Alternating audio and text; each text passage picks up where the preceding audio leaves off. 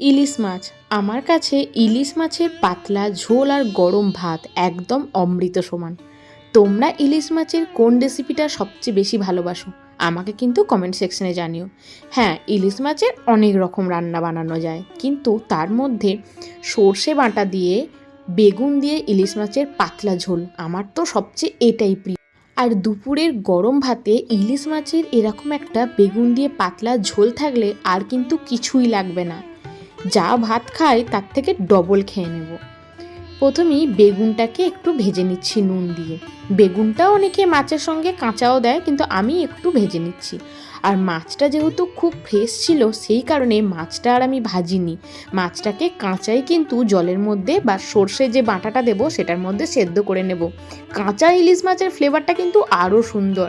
মাছ যদি টাটকা হয়, একবার এইভাবে কাঁচা ইলিশের বেগুন দিয়ে ঝোলটা বানিয়ে দেখো, কিন্তু খেতে দুর্দান্ত হয়। কথা বলতে বলতে বেগুনটাও কিন্তু ভাজা হয়ে গেছে। বেগুন ভাজতে খুব একটা বেশি সময় লাগে না। যে তেলটা আছে এই তেলের মধ্যেই প্রথমে মাছটা রান্না করি, তারপর শেষে তো কাঁচা সর্ষের তেল ছড়াতেই হবে। এই তেলের মধ্যে প্রথমে হাফ চামচ মতো কালো জিরে আর 4-5টা চেরা কাঁচা লঙ্কা দিয়ে দেব। কাঁচা লঙ্কা একটু বেশি করেই দিতে হবে, কারণ ঝোলটা একটু ঝালঝাল না হলে আর কাঁচা লঙ্কার ফ্লেভারটা ঝোলের মধ্যে না এলে কিন্তু একদম ভালো লাগবে না। আমি এখানে 6টা মতো চেরা কাঁচা লঙ্কা দিয়ে দিয়েছি। কাঁচা লঙ্কাগুলো একটু ভাজা ভাজা হলে দিয়ে দিচ্ছি সর্ষে বাটা। এখানে আমি সবটাই কালো সর্ষে নিয়েছি। 3 চামচ কালো সর্ষে মিক্সিং জারে বেটে নিয়ে তারপর সর্ষের যে খোসাটা ওটা ছাঁকনিতে ছেঁকে নিয়েছি। আমি যেহেতু পাতলা ঝোল বানাবো তাই আরও জল একটু অ্যাড করে দিলাম। এবার আর কি, ইলিশ মাছের না আছে কোনো তামঝাম, আর রান্না করতে লাগে বেশি সময়, খুব তাড়াতাড়ি হয়ে যায়। এবার দিয়ে দিচ্ছি নুন। মাছটাকেও হালকা নুন মাখিয়ে রেখে দিয়েছিলাম যাতে মাছের গায়ে নুনটা ঢুকে যায়।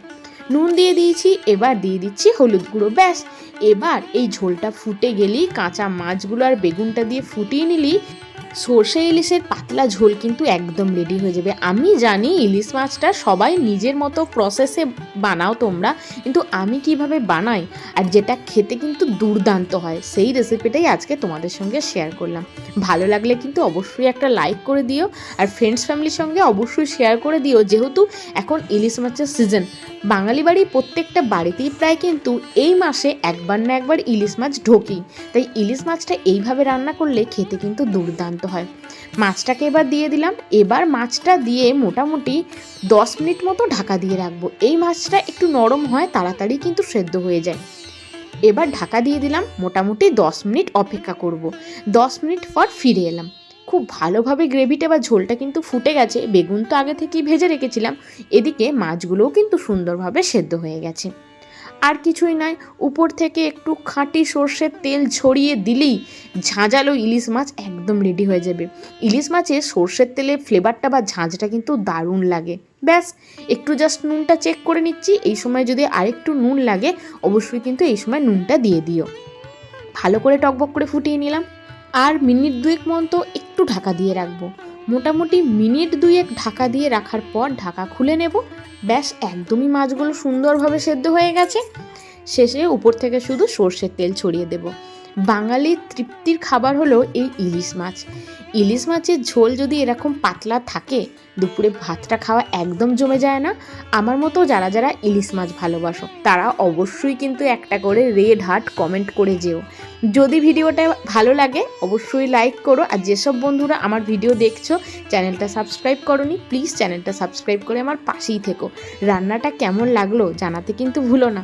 ইলিশ মাছের আরও অনেক রকম রেসিপি নিয়ে পরবর্তীকালে হাজির হব।